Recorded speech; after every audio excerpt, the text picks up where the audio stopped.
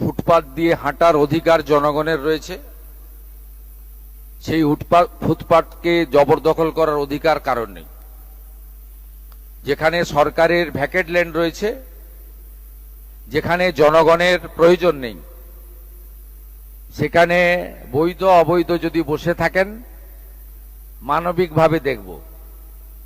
কলকাতার বড় বড় চওড়া রাস্তা, জনগণকে হাঁটার জন্য ফুটপাত,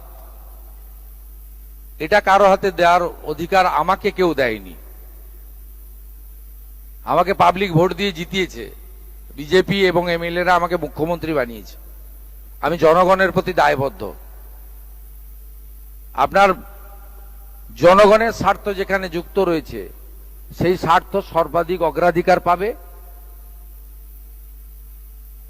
মুষ্টিমেয় কোনো ব্যক্তি বা গোষ্ঠী তার স্বার্থ আমার কাছে অগ্রাধিকার পাবে না। আমরা মানবিক, যেখানে অচল মার্কেট রয়েছে, উদ্বৃত্ত জায়গা রয়েছে, প্রাথমিকভাবে আপনারা সরে যান। ইউডিএমএ ডিপার্টমেন্ট আস্তে আস্তে আপনাদের জন্য সরকারি স্কিম নিয়ে আসবে। হকারদের জন্য ভারত সরকারের শ্রম দপ্তরের স্কিম রয়েছে, তার সুযোগ আপনারা পাবেন এবং অন্যান্য সুযোগ পাবেন। কিন্তু আপনি নিউ মার্কেটের রাস্তাটাই দখল করে নেবেন, মোটরসাইকেলও যেতে পারবে না, রাজাবাজারটা বেহাত হয়ে যাবে।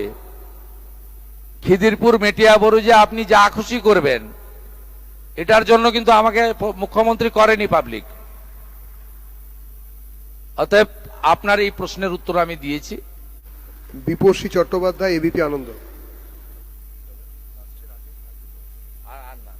আর না ভাই, অনেক দূর যেতে হবে, গন্ডগোল হয়ে যাবে, ফিরতে পারবো না। নমস্কার, আমি বিপ্রসী চট্টোপাধ্যায়, আনন্দবাজার পত্রিকা।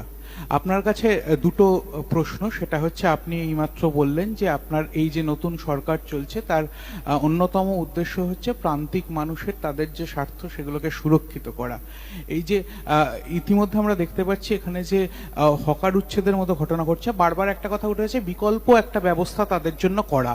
এই সরকার কি তাদের জন্য কোনো বিকল্প ব্যবস্থার কথা ভাবছে? আর দ্বিতীয় কথা হচ্ছে, আমাদের পশ্চিমবঙ্গের একটা অন্যতম বড় উৎসব হচ্ছে দুর্গাপুজো। বিগত সরকারের আমলে কিছু আর্থিক অনুদান বিভিন্ন ক্লাবকে দেওয়া হতো। নতুন সরকারের পরিকল্পনার মধ্যে কি সেই আর্থিক অনুদানের বিষয়টি রয়েছে? এই দুটো প্রশ্ন আপনার। প্রথম প্রশ্নের উত্তর দিই।